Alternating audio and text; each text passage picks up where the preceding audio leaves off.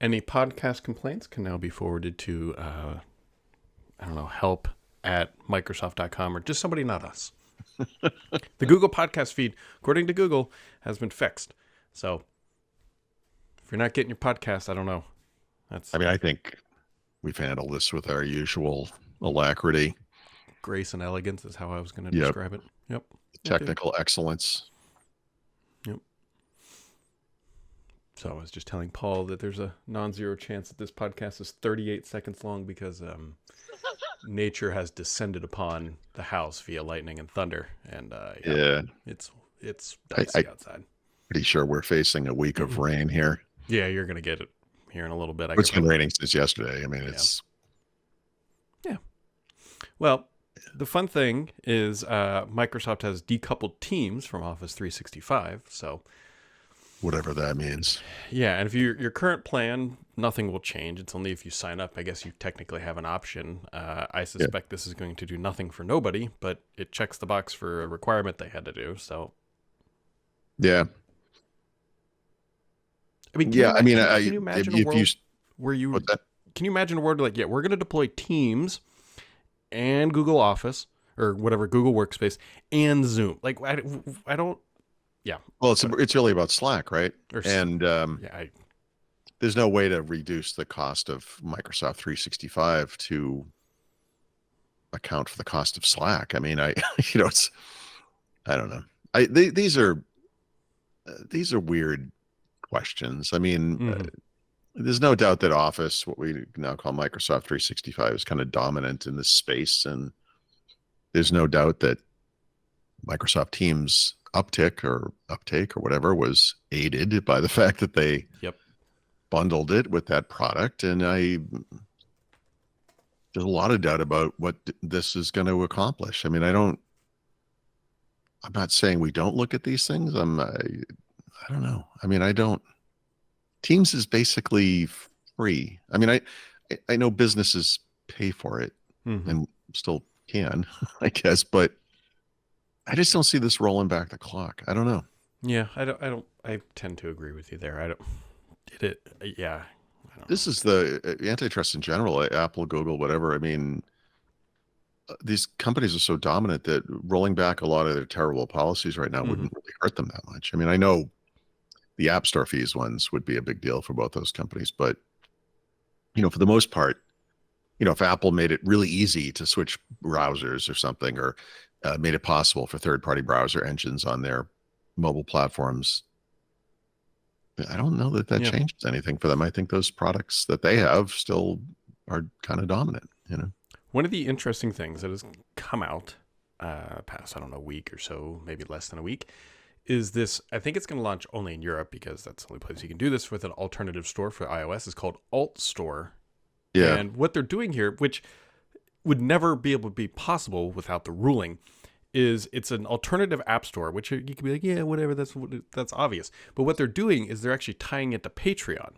So that if you're supporting somebody through Patreon, they can now ship an app that is tied to that membership, and so that the creator in this case can then be adequately compensated for their work.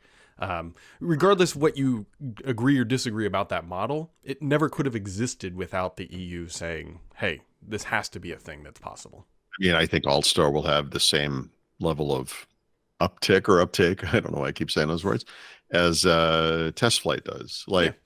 Just not inconsequential. Right. It's a small thing. It's definitely not going to be the next big thing on iOS, but it's at least a thing that if you have a big following. I agree that it's necessary or whatever, but the typical iOS fan or Apple fan is, they're not going to change from Safari unless it's to Chrome, maybe, I guess, and they're also not going to change, this kind of thing. Like it's everyone's in such an uproar over this, and it's like, it's not going to change anything. It's okay.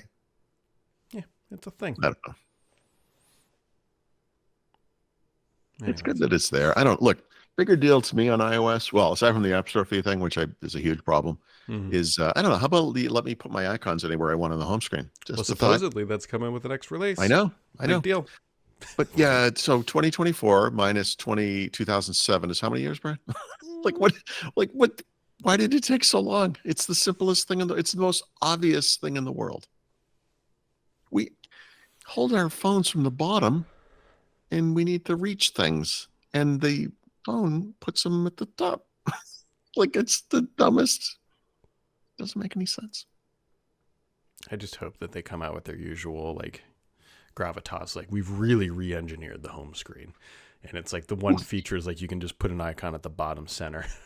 I think it's fair to say they're reinventing the home screen, and that Yeah. this home screen is so different from the last home screen. It's almost like a different product entirely. It's like getting a new iPhone in your iPhone. I'm surprised I never used that market. Oh, wait. It's okay. I don't care how they market it. You know what? It's overdue. Just do it. People are going to be so happy. And all these people who kind of defended the nonsense of Apple over the years are going to think it's the greatest thing in the world. You know, it's just so stupid. I don't get these. What do we waste our time on in this industry? My God, we spin our wheels so much, you know? There's the rain. Is it exploding? Yeah, kind of.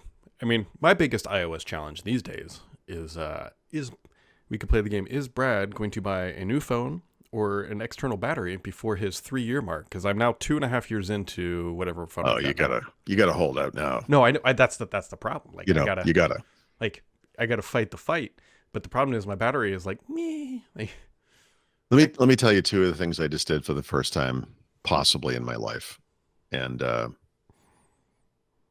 these are tough. These are gut punch problems for me because I see both sides of the Apple ecosystem. I see the wonderful kind of cross integration benefits that everyone loves, and I see the lock-in stuff, right? And I try to.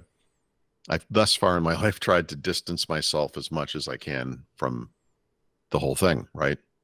But I got this MacBook Air, and I don't remember in the first case what I was trying to do, but I know that there's a feature called AirDrop. Yep. Like I said, I don't think I've ever used it, but I used it to transfer 2 files from my. It's funny, I can't remember what direction I went. Either from my Mac to my iPhone or vice versa. It's weird. I can't think of this, but the second one was in some ways more profound. Anyway, I did this. It worked seamlessly. It was fantastic. Okay. That didn't surprise me. Last night, I had to enter my bank account and routing number into the Apple Wallet app. Mm-hmm. And I somehow managed to mistype. They make you do both numbers twice. Yes. So one of those numbers is maybe 7 characters and the other one is maybe 12 characters, and they make you do both twice. And I somehow mistyped one or the other wrong at least one time, twice in a row. So I typed, I don't know what that is, 4 sets of numbers, I guess. And I got so mad. I said, there's got to be a way to just do this, like, because I had to sign into my bank, and I did that on the Mac. And I was like, if I could just copy and paste this, like, I bet you could do this. So I looked it up just in case, because I'm thinking you must have to enable something. You must have to do something special. There must be a something. No, you just copy to the clipboard on one device, and then you paste on the second device, and it just works. And I mean, just kick me in the nuts like 10 times in a row. When I think about how stupid and hard and impossible what I just described to do is to do on Windows, there are probably ways. And maybe if you're using an Android device, it might be easier or something. I don't know. But we spend all this time, like, we email ourselves things and we blah, blah, blah, whatever. Are you showing me multiple clipboards? Can I show you something? Yeah. You probably can't see it. Clipboard history across your devices. It's turned off. Go turn that on. No, I'm aware of this thing. But how does that help me on an iPhone? It could be done. Oh, not on an iPhone. That's what I'm saying. I have an iPhone. Yeah. How does it work on an Android phone? I guess that kind of breaks it when.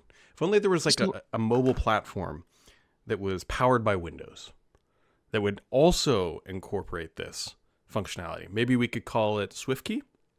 Sorry, Windows Phone. Okay. Look, I'm not saying there aren't workarounds. No. I'm just saying, just look.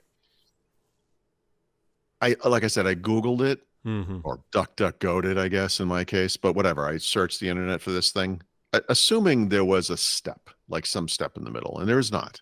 Now, look, could I have Googled how do I do this between these two, like a Windows computer and this thing? Yeah. Or I just would have emailed it to myself, because why would I take all that time? This is like a one-time action in this case. But now that I know it's a thing, now it's in my brain, and it's like, that's actually a very useful feature. And this is a weird coincidence, but I am literally writing an article about the kind of cross-device benefits of this ecosystem right now. And I was really kind of focusing on, I don't know what, higher end tasks, like using your iPhone as a webcam, which is something that's coming to Windows with Android soon, or whatever. Like, you can use your Mac or your iPad as a second screen on the Mac. You can use your iPad as a touch and drawing device for your Mac, that kind of stuff. But this is really this is the basics. It's like it's good. It's just good. That's all I'm saying. It's a good thing. It's nice. Like, you can see how people get sucked into this black hole. Yeah, because it just, by the time you Googled all that, it was a waste of time. I'll tell you what, the most common chat I have in Microsoft Teams at Stardock is the one to myself.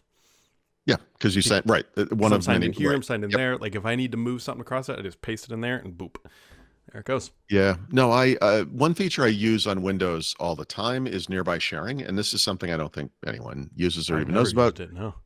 I use it all the time. And the reason I do it is because I'm writing the book on one computer, and I have this other perfectly clean, correctly set up laptop for screenshots. I take all the screenshots over there, and I used to, like USB key, copy them, that kind of thing. But no, you just nearby share them to that computer, and it's like, boop, boop, boop, done. It's like awesome. And it's, PC to PC is great, but honestly, it's kind of a fairly minor use case. I mean, compared to like copy paste across like two different devices. I mean, that's kind of copy paste is awesome. I mean, it's awesome. You're awesome.